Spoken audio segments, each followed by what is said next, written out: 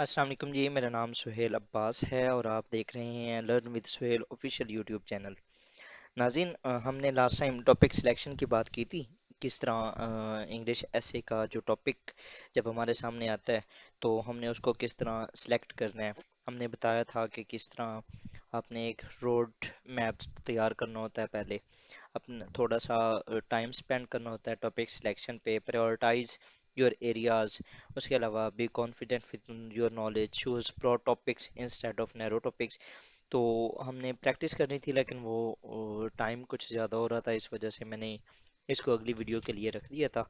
तो आज हम थोड़ा सा देखते हैं कि मैंने किस तरह इसको सिलेक्ट किया था। Hopefully it will be helpful for you. पहले तो मैं कुछ अपने जो एरियाज थे उनको बहुत ज़्यादा अच्छे तरीके से करके गया था। सबसे पहले जो मेरा एरिया ऑफ प्रायोरिटाइजेशन था, यानी मतलब कि जो मैंने प्रायोरिटीज़ सेट की थी, सबसे पहले मैंने देखना था ग्लोबल पॉलिटिक्स के ऊपर या इंटरनेशनल के कोई भी डायनामिक्स आ जाते हैं उसके ऊपर। ये मेरा पहली प्रायोरिटी थी कि अगर इस तरह का कोई ऐसे आएगा तो फिर मैं उसको सबसे पहले चूज़ करूँगा।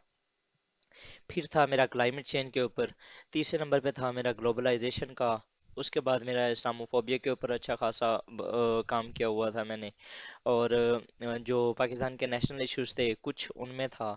तो पांचवें नंबर पे जो मेरी प्रायोरिटाइजेशन थी वैसे वो वुमेन वाला था, जेंडर बेस्ड।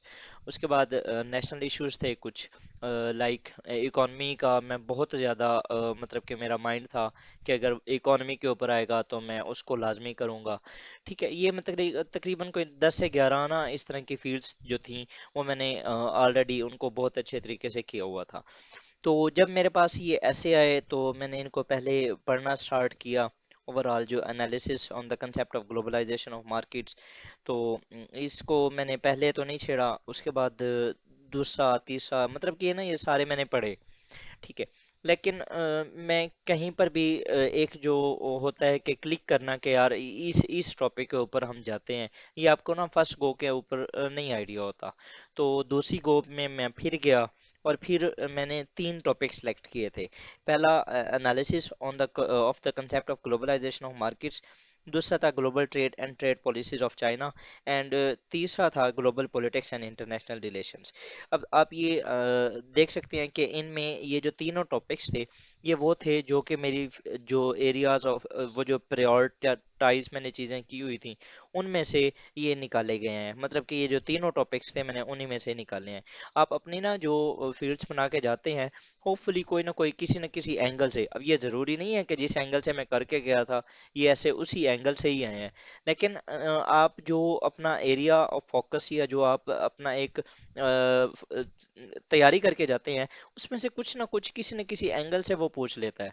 तो आपने बस अपने उस जो आपके पास नॉलेज आता है होता है उसमें उस एरिया को जो कि वो फोकस करता है, लाइक अगर इसने अब ग्लोबलाइजेशन ऑफ मार्केट्स पूछा है तो आपने इस एरिया को ज़्यादा ब्रॉड कर देना है और जो आपका बाकी नॉलेज था उसको आपने नैरो कर देना है। यहाँ पर होती है फनल अप्रोच। मतलब कि आपके पास नॉलेज बहुत ज़्यादा है, आपने उसको नीचे वाली जो एक मैं आपको इस तरह बना के दिखा देता हूँ। मतलब कि ये है फनल। ठीक है, तो आपने अब ये आपके पास नॉलेज है, मतलब आपने कोशिश ये करनी है कि ये जो नॉलेज है उसमें से, अब फॉर एग्जांपल ये मेरा टॉपिक था ना, तो मैंने इसमें से इस सारे नॉलेज में से इसको उठाना है और फिर वो यहाँ से मैंने उसको फिल्टर कर देना है। यहाँ पर मैं एक फिल्टर लगाऊंगा। ये मैं सिर्फ जस्ट आपको एक एनालिसिस करने की बात बता रहा हूँ, मतलब कि जो चीज़ें होंगी, नॉलेज सारा मेरे पास है, लेकिन मैंने इसमें से इसके रेलिवेंट चीज़ें निकाल के और यहाँ से मैंने वो गुजारनी है, और यहाँ पर जो मेरे पास डाटा होगा वो सिर्फ स्पेसिफिक टू दिस टॉपिक बच जाएगा। इसी तरह अगर फॉर एग्जांपल ग्लोबल ट्रेड और ट्रेड पॉलिसीज ऑफ चाइना है तो उसको भी मैं इसी तरह करूंगा। मेरे पास चाइना के बारे में बहुत सा नॉलेज यहाँ पर होगा, लेकिन मैं क्या करूंगा उसको यहाँ से गुजारूंगा, फिल्टर करूंगा, और सिर्फ जो इस टॉपिक के रिलेटेड चीज़ें होंगी सिर्फ मैं वो उठाऊंगा और वो मैं उसको उठा के इसके अंदर पुट कर दूंगा। सेम ही मैं इसके साथ करूंगा। ठीक है, तो अब हम थोड़ा सा इसको देखते हैं कि किस तरह मैंने जो इसको सबसे पहले मैंने इसको सिलेक्ट किया, लेकिन ना मेरा थोड़ा सा उस टाइम माइंड नहीं बन रहा था तो मैंने इसको उस टाइम कैंसिल कर दिया। फिर मैं इसके ऊपर आया, लेकिन इसके बारे में जो ट्रेड पॉलिसीज ऑफ चाइना थी उसको मैं उस टाइम समझ नहीं पा रहा था कि ये क्या पूछना क्या चाह रहा है बेसिकली। ठीक है, इसके बारे में मुझे मतलब कि ना एट दैट टाइम समटाइम्स ना आपका जो माइंड होता है वो ब्लॉक हो जाता है एग्जाम हॉल में बैठ के। तो मेरे साथ ये वहाँ पर ये हुआ कि मुझे ना इसके बारे में ज़्यादा इंफॉर्मेशन नहीं मिल रही थी। ये जो टॉपिक था ये मेरे बहुत ज़्यादा करीब दिल के था ओवरऑल, क्योंकि मैं इसमें बहुत ज़्यादा अपने आप को समझता था कि ये मेरा एक स्ट्रॉन्ग एरिया है। लेकिन जब मैंने इसको उठाया, इसको मैंने चेक किया, तो ये जो मैंने यहाँ पर पहले बात की थी ना कि आपने कोशिश करनी है कि ब्रॉड टॉपिक को उठाना है। ठीक है, तो यहाँ पर ना मैंने इसको इस लिहाज से उठाया था कि ये ना ब्रॉड टॉपिक है, लेकिन ये ओवर ब्रॉड था। मतलब कि ये अब आपको आइडिया नहीं है कि ग्लोबल पॉलिटिक्स और इंटरनेशनल रिलेशंस ये दोनों फील्ड्स हैं, ये दोनों एक प्रॉपर सब्जेक्ट्स हैं। तो आप किस तरह कहाँ से किधर शुरू करेंगे और क्या मतलब कि आपके पास ना कोई हेड है ना कोई टेल है। ये मैंने यहाँ पर बताया भी हुआ है कि topics which have no head और no tail can lead to a disaster. और यही सिचुएशन यहाँ पर मेरे पास थी, और ये मैंने जब इसको थोड़ा सा इसके ऊपर टाइम लगाया, मैंने इसको देखा, तो मुझे फील हुआ कि मैं इस टॉपिक को भी हैंडल नहीं कर पाऊंगा। तो फिर अल्टीमेटली जो मैंने टॉपिक उठाया था वो ये उठाया था analysis on the concept of the globalization of markets. अब इसकी जो उठाने की जो रीज़न थी वो क्या थी, क्योंकि आपने सिर्फ एनालिसिस करना है। अब एनालिसिस में आपको पता होता है कि आपने पॉजिटिव एस्पेक्ट्स या पॉजिटिव पॉइंट्स लिखने होते हैं और नेगेटिव पॉइंट्स लिखने होते हैं। तो मैंने इसको इसी तरह ही इसके पॉजिटिव पॉइंट्स और नेगेटिव पॉइंट्स लिखे गया, मतलब कि पहले मैंने बेनिफिट्स बता दिए कि क्या हैं ग्लोबलाइजेशन ऑफ मार्केट्स के, फिर मैंने ड्रॉबैक्स बता दिए ग्लोबलाइजेशन ऑफ मार्केट्स के, और एट द एंड मैंने क्रिटिकल एनालिसिस कर दिया, जिस तरह मैं अपनी बाकी भी वीडियोस में करता हूँ, इंडिविजुअल लेवल पर, और फिर मैंने किया नेशनल लेवल पर, और फिर मैंने किया इंटरनेशनल लेवल पर।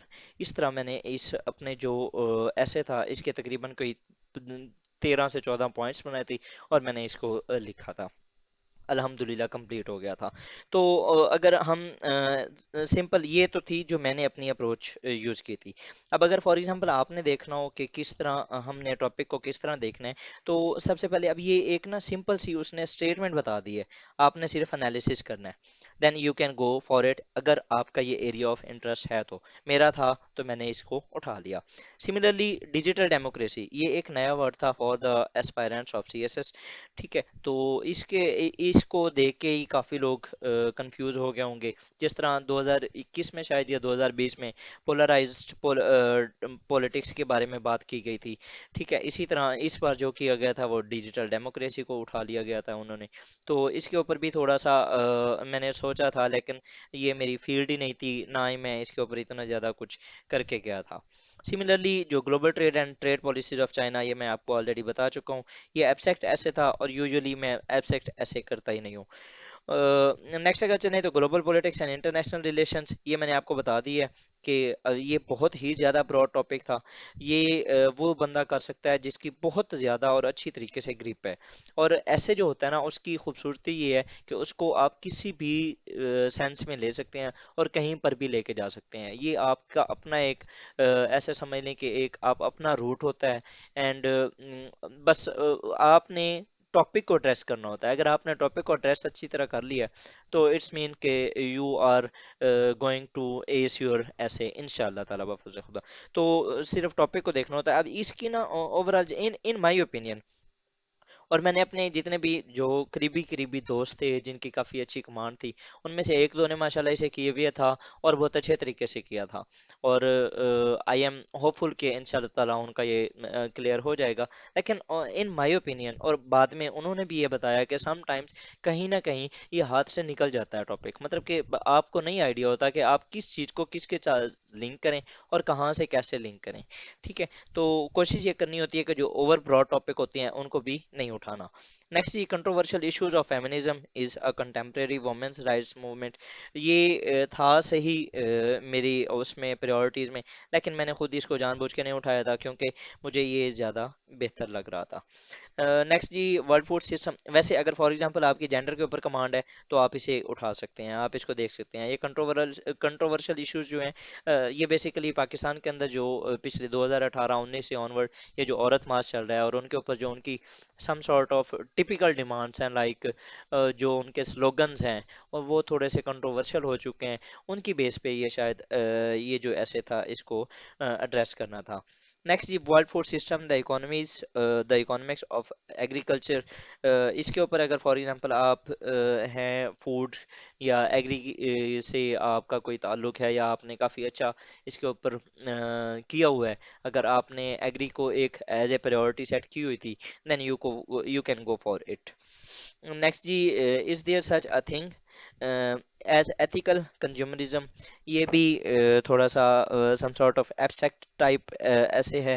Human development and economic sustainability, ये बेसिकली एक नॉलेज इकॉनमी, जिस तरह पाकिस्तान के अंदर लास्ट ईयर काफ़ी ज़्यादा एक बूम पे रहा है टॉपिक, तो ये वो टॉपिक था। ये भी थोड़ा सा था ट्रिकी अगर इसको अच्छे तरीके से लिया जाए तो। इसके ऊपर इंशाल्लाह ताला मैं ऑन गोइंग डेज में, अपकमिंग डेज में, sorry, I will be making a video and complete outline on this.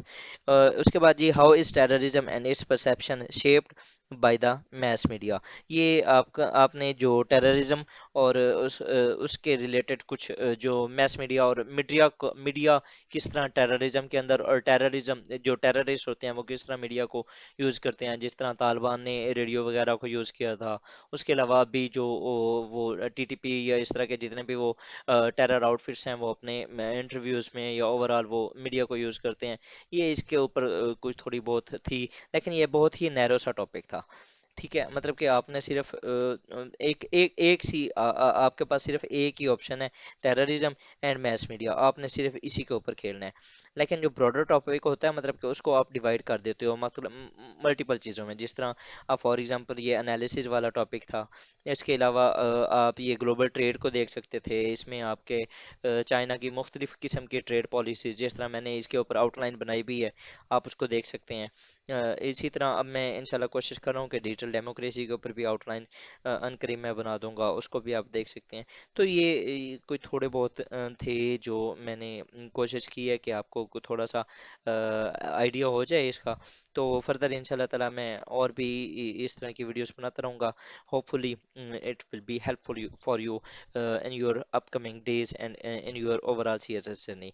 तो by these words I would like to thank you for watching my video. Thank you. Allah Hafiz.